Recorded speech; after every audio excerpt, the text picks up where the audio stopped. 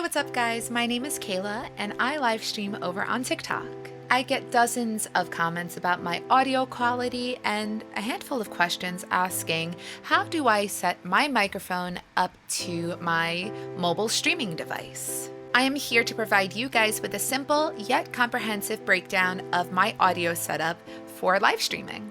So let's get started. This is what I recommend if you are trying to get professional sound for your live streams. First, you need a mobile device of some sort. This setup will work with any mobile device, whether it be Android or Apple, so I use my iPhone 13. Now, the star of the show is this bad boy. Not sponsored, but listen, if you want. This is IK Multimedia's iRig stream. This little puppy here is how I connect my primary audio interface to my iPhone. The iRig stream does come with 3 sets of dongles, one of which is compatible with Apple Lightning, as well as an Android USB-C and a standard USB-A that plugs into your computer. Now the bummer is you can't use, let's say, a lightning cable to USB-A for the iRig stream.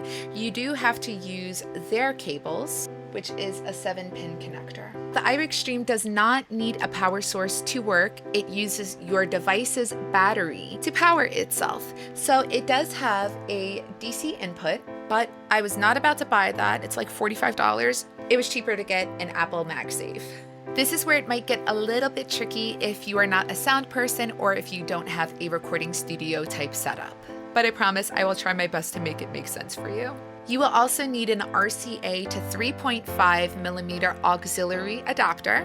This is the Amazon Basics one. You will also need a 1/4-inch TRS male end to 3.5mm female input adapter. This will connect to the RCA to 3.5mm adapter. You also have the ability to connect your choice of headphones directly into the iRig stream for direct monitoring. And for that, I use Shure's SE215 sound isolating earphones. These have been a lifesaver, honestly. You will also need a preferred condenser mic. I personally like using my Neumann U87AI. It gets the job done and it is a wonderful microphone. Some type of audio interface that connects directly to your personal computer. I use Focusrite's Scarlett Solo 2nd generation. If you guys are new to this, I would be more than happy to do a tutorial on how to set up your audio interface to your personal computer. You will need some form of digital audio workspace. I personally use Pro Tools, but there are free ones out there like GarageBand if you are an Apple user. Now you might be up to your shoulders in equipment and wondering, how do I set this up to my iPhone and get streaming? Well, you came to the right place. Let's get started. We are going to start with the iRig stream. We have 2 switches here, one that is loopback and one that is mono. If mono is switched to off, you want to make sure that that is on. And if loopback is switched on, you want to make sure that it is off. Now I'm going to take my adapter that will plug into my phone and plug it into the iRig stream. Press hard enough so you can feel it snap or hear it lock into place. Then I will take my RCA cables, plug the white one into the white hole, and the red one into the red hole. That is that. And now will be the time that I plug my headphones in. Now that is everything that you need to do to set up the actual iRig. Now we will be moving on to the Focusrite. We are going to take the 1/4-inch adapter and attach it to the 3.5mm to RCA cable. From here, you will take this situation and plug it into the headphone jack, like so. And of course, if your microphone requires phantom power, make sure that you have the 48-volt turned on your interface. Next, I'll connect my iPhone to my MagSafe. The cable that connects the iRig stream to your mobile device isn't really that long, so make sure you keep your mobile device close to the iRig stream. So now you would plug the iRig stream into your mobile device and mount it to my tripod. And the signal lights on your iRig stream should light up like so.